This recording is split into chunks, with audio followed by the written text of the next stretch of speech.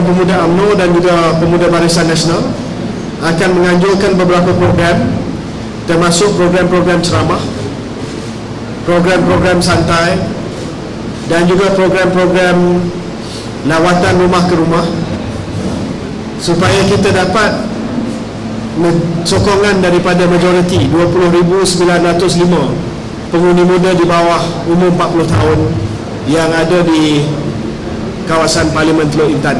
Walaupun kita berdepan dengan calon pembangkang yang dari segi usia dia adalah seorang belia ataupun belia wanis, tetapi kita yakin bahawa pertimbangan pengundi di Teluk Intan ini adalah kepada calon yang boleh berkhidmat dan menyelesaikan masalah rakyat Teluk Intan.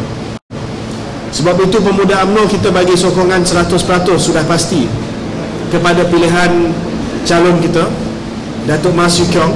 Jadi jangan pandang hanya pada umur calon, tetapi pandang kepada pengaruh, kewibawaan dan juga kebolehan mereka.